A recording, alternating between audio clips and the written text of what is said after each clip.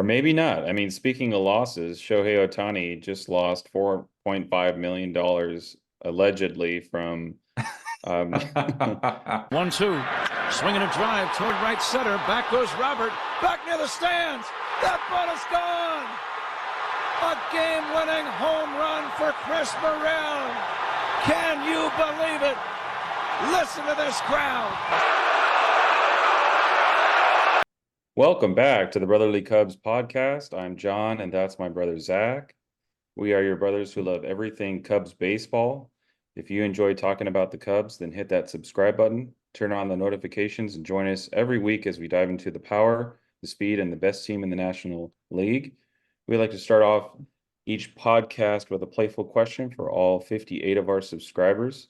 But before I ask you that question, I'd like to give a shout out to our sponsor, All Kids Dental Surgery in Bakersfield, California. All Kids Dental Surgery located at 2525 I Street, downtown Bakersfield. Right now, it's pandemonium. It's all kids all the time, just everywhere in the reception desk. And we don't know if maybe they've done their taxes. I mean, who knows? It's just crazy. I love Just that kidding. sponsor. Yeah. Love to go there. All Kids Dental. Yeah. I've never been, but I'd love to go.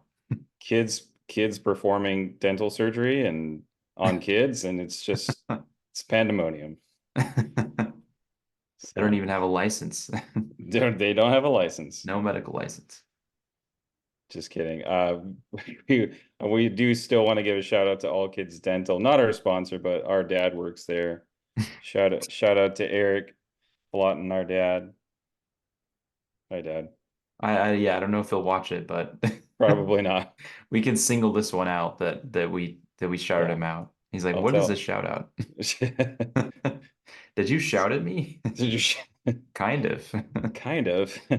We'd like to thank all of our subscribers. Like we said in the beginning, there are 58 subscribers now. So really thankful for all of you guys for sticking with us. Zach, our question of the day here on the pod is, which Cubs prospect has the most swag? Yeah, so I came up with this question because I ran out of questions, playful questions to ask. I'm phoning it in, I'm not gonna lie, but this one's easy. It's PCA, Pete Crow Armstrong. I looked up a celebration of him where he was going like that. He just he did like a Javi Baez-esque type slide, like a swim move. I think he was actually out on the play, but he got a triple, and that play stuck in my mind for a while because he did the swim move and he beat out what should have been a double, turned into a triple. Dude's electric. He dyed his hair blue. It's already fading right now. Is it really? Wow. Yeah, it fades pretty fast. I think your hair roots grow out. And his mom was an actress in I think it was Little Big League or something like that. Or there was some movie where his mom was the mom of the main character on a baseball movie. So yeah, he's from the Los Angeles area. So he's emanating swag, I would say. Dude's swagged out. Yeah, it's Little Big League was the movie. Yeah. Okay, sick. I got it. Yeah, that's good. Nice reference there. Now let's move on to some news around the league here. Blake Snell signed with the Giants 2 years, $62 million deal. So that's pretty cool for him.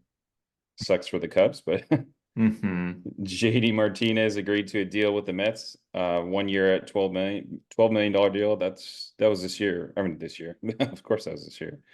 Yep. That was today, right? That was today. I actually was looking up something else entirely, and I found that out from Bleacher Nation. I wasn't even looking at Twitter. I wasn't looking at any news. It just came up. So congrats to the Mets on snagging him on a great deal, honestly. Yeah, I know he was looking for a deal in the $20 million range, I think. So, that's pretty ambitious. I'm sensing a theme here with all of the Boris clients, including you, Jordan Montgomery. Your time is coming for a reduced deal that you are not going to get. That's a good point. Yeah. So yeah, he's one of the few that are not in the news lately is Jordan Montgomery. Not a whole lot of smoke around him. I've heard Yeah. that he was kind of talking with the Yankees again, kickstarting those talks about a possible contract, but nothing is really set in stone at all. Yeah. Well, the just a quick note too, the Rangers signed Michael Lorenzen to a short-term deal. So Yep. that may take them out on Montgomery. So that actually is good news for the Cubs. That I feel like that I thought that was the most likely outcome, Montgomery to the Rangers. So Hmm. I agree. I think it's Yankees Cubs at this point. Maybe there's another team. I'm sensing it's like a very short-term deal that he's going to get. Yeah, the Angels seem to be getting the short end of the stick here on a lot of these free agents. I mean, Blake Snell, I think, was rumored to sign with them. That didn't happen.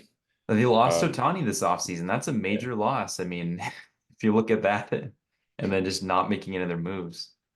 Or maybe not. I mean, speaking of losses, Shohei Ohtani just lost $4.5 million allegedly from um, who knows what the hell is going on with this situation. It just seems to just listening to some other podcasts, CHGO was talking about this as well.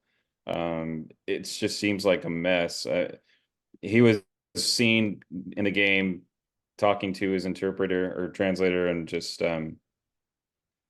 like he was buddy buddy with them, and it seemed Yeah. like there was no kind of suspicion or anything like that going on. So there's a lot of smoke around this, and who knows if Shohei Ohtani is involved in it whatsoever, or if he was Yeah. gambling on sports. Yeah. Just a So quick, it's I'd say just a quick note on that too, that the supposed losses for Ohtani, his attorneys, I guess, made a claim that his interpreter stole from him, but there's another side of the story that his interpreter, Shohei's interpreter, had gambling debts that Shohei paid off.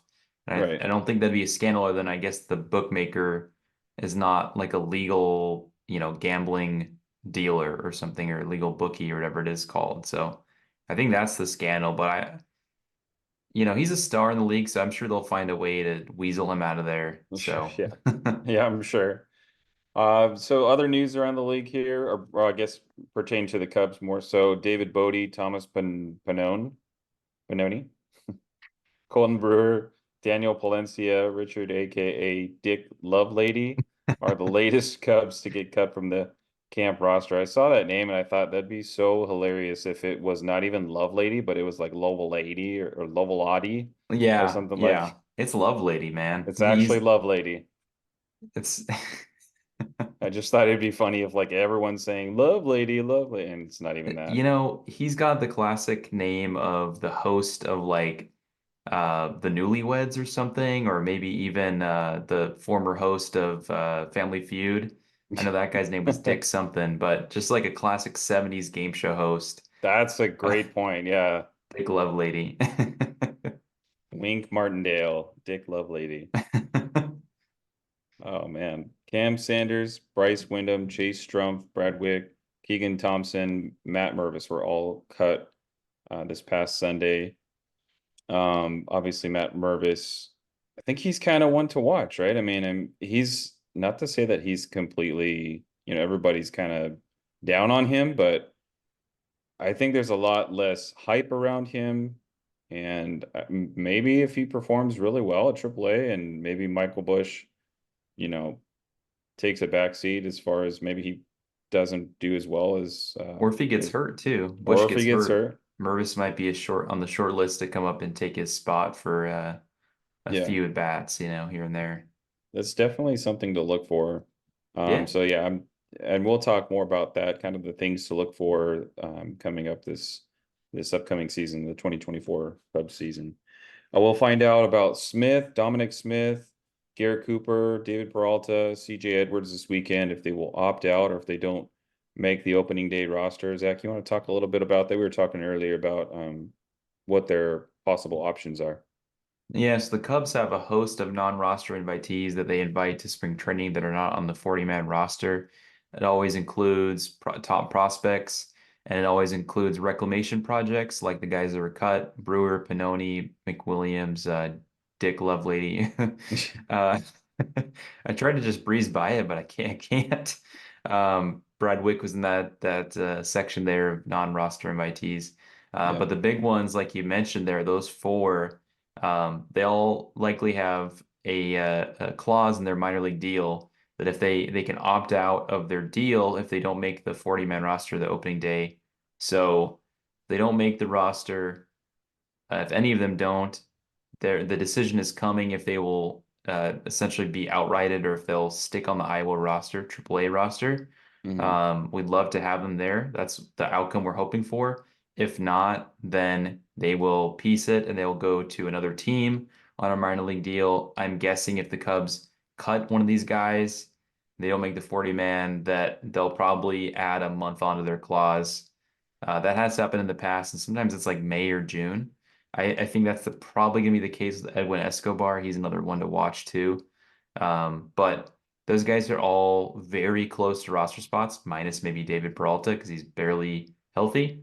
Hmm. So those guys will be interesting to see if they can make the roster. All right. So moving on to Patrick Wisdom. Let's talk a little bit about him. He's hurt with a sore back, which may open the door for both Dominic Smith and Garrett Cooper if the Cubs can open up multiple 40-man roster spots. So what's the dilemma there with the whole 40-man roster? Yeah, so the Cubs luckily have been pretty healthy. Ian Happ just returned to games this week. Hmm. All right, I think we reported that recently, but he is fully back in, playing left field, at the top of the lineup. That's good. Patrick Wisdom has got a sore back that they needed to get imaging on. We'll find out soon what's going on there. Madrigal is still recovering. He's very close to making opening day. Sounds like he'll probably miss it. So if Wisdom and Madrigal both going on the IL, there's just um, first of all, that opens the door for Master Boney, obviously, third base backup. And then other than that, I thought originally if Wisdom was going to make the team, his role on the team was going to be a right-handed power hitter to platoon with Michael Busch at first base. And now that Wisdom is hurt to start the season, I'm guessing that gives Garrett Cooper a really good chance to make it. The dilemma here is that if both, um, again, non-roster invitees, Dom Smith and Garrett Cooper, since they're both not on the 40-man roster, they would need to have spots open for them. So at this point, there's only one for sure 40-man roster spot that'll open. That's from the 60-day injured list where Caleb Kilian will go. So there's one spot that's a gimme for the Cubs, but if they want to open multiple spots, they need to DFA or we don't want to hear this obviously, but if someone goes on the 60-day injured list, then that would also open another spot too. Yeah, and possible trades, right? I mean, you don't want to talk about that too soon, but you want to see what you have kind of in minor league, the minor leagues, and hopefully something progresses from there. But yeah, that's going to be kind of something to watch for. So Javier Assad, moving on a little bit. So Javier Assad and Jordan Wicks made the opening day rotation as of this morning. Um, I was always kind of hoping for Javier Assad to make it over Drew Smiley. I think he's proven himself. I think he's had enough of a sample size. He's pitched extremely well for Marcus Stroman last year. What are your thoughts on these two guys making the opening day roster? Yeah, my thoughts are that if you look at Jordan Wick's body of work, he was really good this spring. I mean, he gave up some hits, the strikeouts, were here and there, but he earned his spot early on. I think if Tyone was still healthy, I think Wicks is the fifth starter spot, and then it's not particularly close with any of the others behind him. Now with Tyone, that made an interesting battle. Who's actually going to get the fifth spot once Wicks moved into the four? And I agree about Assad. He has got a really good pitch mix, and he just knows how to pitch. He doesn't walk a lot of guys. He pitches to contact, but it's soft contact, similar to Kyle Hendricks, but Hendricks throws only two or three pitches, and Assad throws, five pitches. So he's kind of intriguing. He has decent velocity, 92 to 94. He throws a sinker and a cutter, so he has a moving fastball. That's important to get hitters off balance and stay off barrels. That's going to be the key. There's some potential regression in the thing we call fielding independent pitching. It's like another ERA measurement that shows potentially how good a pitcher is, regardless of the defense behind them. So his numbers, look worse if you look at FIP, but his ERA numbers are really good. And I think he has, I don't think they're going to need any of Assad, Smiley, Rusneski to pitch. I'm hoping they won't need, no one will need to pitch that much to do spot starts until Tyone is back. But there are pitching injuries, so you need to rely on these guys here and there. So it's good the Cubs have some depth on the pitching end. That's going to be key for them, right? Is if they can stay healthy, great. If they can't stay healthy, what does your depth look like? And I think the depth is in a decent place this year.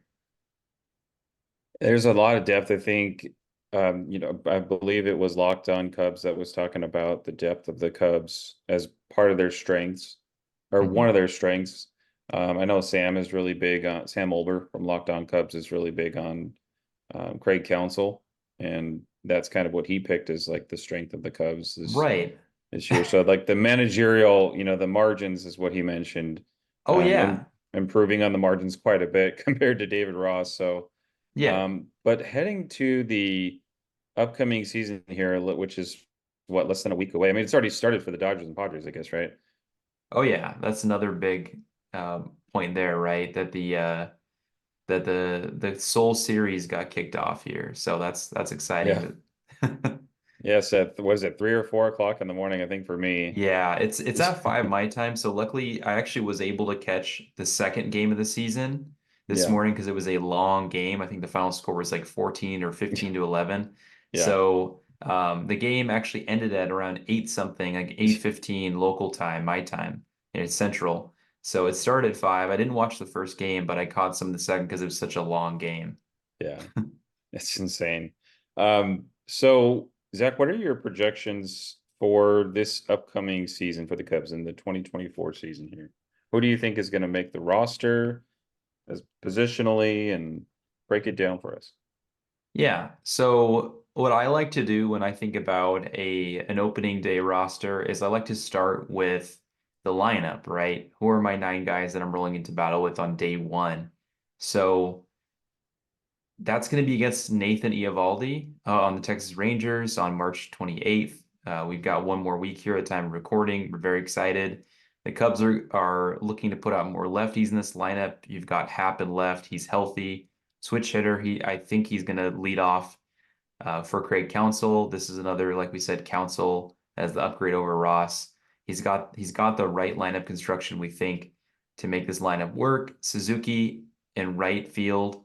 He's, a power hitter that's shown a lot of promise the last couple years. He has good patience. He's really good in that two hole. Bellinger batting third. You got another lefty. See the way you go, it's like lefty, righty, lefty, kind of all the way down, which is a good balance. Bellinger, again, good patience, good two-strike approach, good power. Morel playing third. I think he will start at third base. If he struggles, Mastrobuoni is right there behind him. And when Magical's healthy and Wisdom are healthy, they will definitely get some starts at third if Morel is not fielding his position well. But I think he'll bat fourth. He's a free swinger, but he's got a lot of power. Trying to get that strikeout rate down. I think Bush will bat right in the middle, meaning like about 6 or 7, or sorry, fifth or sixth, somewhere around in there. Um, they're giving him the keys. So he's another lefty. They traded for him, so they're going to make the most of him. Swanson at short, I think, and Horner right after him.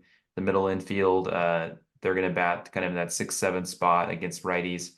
I think Dom Smith will actually make the opening day roster. Like we talked about, the Cubs are going to have to find a way to make some trades for once, make the damn trade, get Yeah. rid of some of your depth, like do it. Because if you're going to want Dom Smith on the roster, he's a lefty there. He's got power. He's had a good spring. I think he'll bat in the 8 hole. And then Yan Gomes would be your catcher. And the only other thing they can really do against lefties would be to start Cooper at DH. If he makes the team as well, Wisdom when he's healthy will probably play first, possibly bat higher up, and then you just basically move Horner up and then move Happ down. Happ is not good against lefties. As you can tell, he's a predominantly bats left-handed anyways, so not as good Right. as a righty for him. But not a whole lot of changes. They'll just move some guys around against lefties. Mastrobuoni is locked in as the left-handed utility infielder. He can play in the outfield. He's got good speed too. He can be a speedster off the bench. Miguel Amaya is your backup catcher. He's going to hopefully take a big step forward this year. Mike Tauchman, the summer of Mike Tauchman was extravagant this year. He saved some games for the Cubs. Clutch Yeah. hitter, good approach. He's from the area, from Palatine, near Chicago. So he's a hometown hero. Another lefty bat. Good plate approach, like a strong, low strikeout, high walk. He may even lead off sometimes this year if there's any injuries. So I'm excited for him too. And I think Garrett Cooper will make the bench for now. I think the Cubs are going to try and find a way to keep the power in the lineup. They missed out on JD Martinez, but getting Garrett Cooper for like the minimum, I mean, that's a solid signing. Yeah. Madrigal and Wisdom are on the injured list. Did you have anything you want to add to the sort of like the hitters so far? No, I know you said Dominic Smith, right? Mhm. Would be so he would DH, you said? Yeah, I think And Smith is then going to DH. also Cooper, possibly DH slash first base, or Yeah, I think and both these guys, I guess Smith plays the outfield and he can play first. These guys all play first. They have a ton of first basemen. yeah. So there's not a lot of positional versatility there until Wisdom gets back. He can play third, he can play the outfield. Mastroboni is, there. He can be versatile, and then Madrigal is also kind of versatile too. So there's not a lot of versatility if those guys are on the roster, but they do offer some pretty good power. So I think if you're looking at like a bench power bat for now, those guys are not a bad option to have. I like what you have there. A lot of talk lately has been around Horner and how low I think Council wants to bat him right now. So I mean, he's kind of one to watch for a little bit. I'm gonna go through 5 things that I think we need to watch for as Cubs fans. Hmm. So one of those you mentioned playing third base is Christopher Morel. Obviously, he's had, I think, what, 4 or 5 errors this year. I mean, in spring already. So there's there's kind of a little bit of cause for concern there. Obviously, Mastroboni is kind of waiting in the wings as well as kind of like a backup. You do have Madrigal whenever he gets healthy, he could step in, and of course, Patrick Wisdom could spell him some time at third base. Obviously, Matt Shaw is not quite ready, but we are clamoring for him to make it there eventually. Hmm. But until that actually happens, um, he's going to be really interesting to see if his defense does improve. Because if it does, I mean, his bat plays, right? Oh Slaps, yeah. as the kids say. Um, First base, moving on to first base. I heard something interesting today. I think it was on CHGO. They were talking about, I want to say it was Bleacher Report. I think they're referencing Bleacher Report, and they're talking about the first baseman ranked, the MLB first baseman. Yeah, so the Cubs had Michael Bush or Bleacher Report had Michael Bush at 29, barely ahead of Rowdy Tellez of the Wow. Pirates. So, um, you know, that's pretty rough. Obviously, I think, the projections are to have Bellinger in the center for now. Yeah. Um, What is that? So PCA is graded as like a top defender. So when he comes up and plays center, Bellinger's going to be your first. I mean, I get it. Bush is, it's hard to rank them, but I will say, like, just thinking about Michael Bush at first, his potential is like so much more than Trey Mancini and Eric Hosmer, oh right? yeah. I Yeah. mean, that was Yeah. and if you look at Frank Schwindel, just look at how many bad first basemen we've had since Rizzo. I Yeah. do think the Cubs could go out and Bellinger will play first though, so they will be good at first base this year. Yeah, they'll be fine. I just thought it was kind of eye-popping. Like I was Let them scrolling be down. wrong. Yeah. Watch Michael Bush get rookie of the year, right? So no, I Yeah. mean, I just I was actually scrolling, so I went to the article, and I was scrolling even past like the late 20s into like mid, you know, Yeah. like 15s, 10s, and I was like, wow, I had to scroll back down. I'm like, oh wow, we're 29th right now He's a as far power as hitter first base. lefty. I don't know what they want. He needs, you're right, it's something to watch for. Michael Bush is going to have to prove himself to play every day at first, and it sounds like they don't even trust him against lefties yet. Yeah, So they're going to platoon him, so they may protect him a little bit. yeah. But if he's a good enough hitter, got a good eye, all that good stuff, I think he'll end up playing against lefties too, just like Bellinger would, right? I think you have, So, yeah, I think you have to give him a little bit of a leash and right. see how he does. I mean, give him a strong sample size before you Yeah. possibly have to make the move. I mean, if Mervis is tearing it up and they feel like fixed the holes in his swing and, um, we'll see. I mean, he's hitting what, 308, I think it was at Matt Mervis for spring training.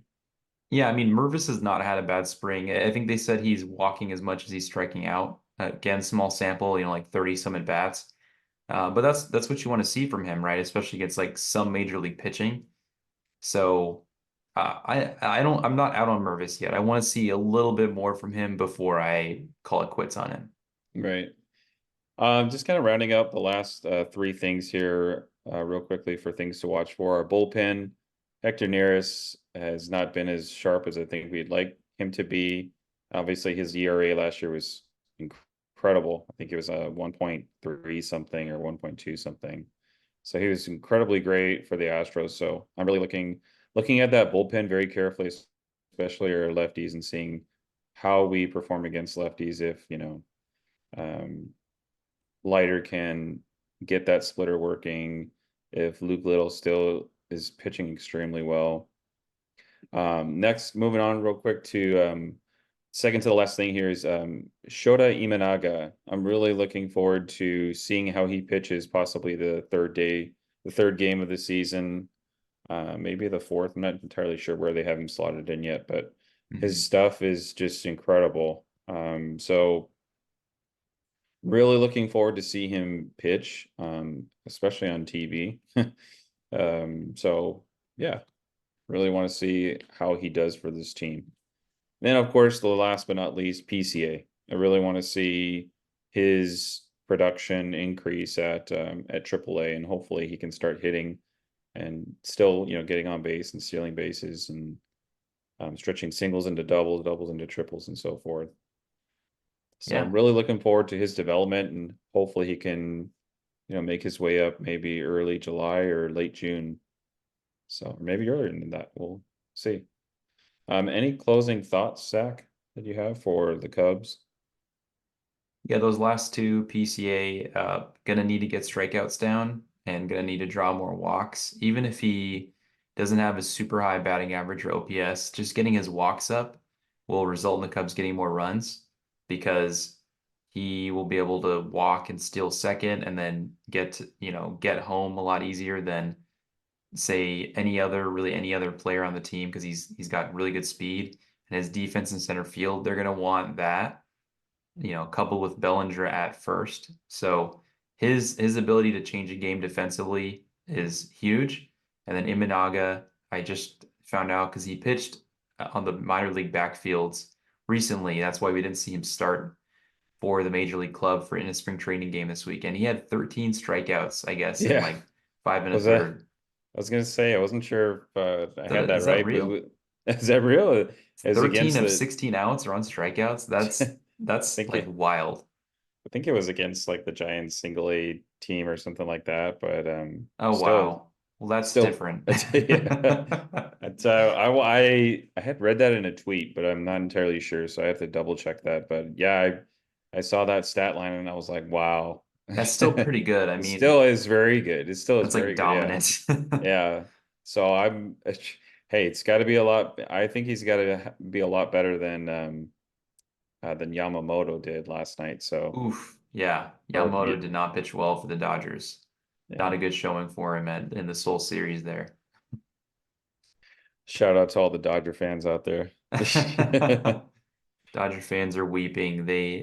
You know, I guess they went 1-1, so they can't be too upset. But Ohtani, his gambling news, and then Yamamoto, they still got Mookie, they still got Freeman. I mean, they're going to be fine. Yeah, yeah, exactly. Yeah, they'll be perfectly fine. Well, that's all the time we have for today. Thanks for joining us on the Brotherly Cubs podcast. If you have thoughts on today's podcast, comment them below, or if you have another interesting topic, let us know. We'd love to hear what to joke about on our intro. Give us some topics. Hit that subscribe button, turn on the notifications, or join the conversation with us on Twitter at Brotherly Cubs or Spotify and Apple Podcasts. I am Zach, and this is my brother John, and we will see you next week when John gets here in Texas, as opening day is next week. Adios. Go Cubs. Listen to this crowd.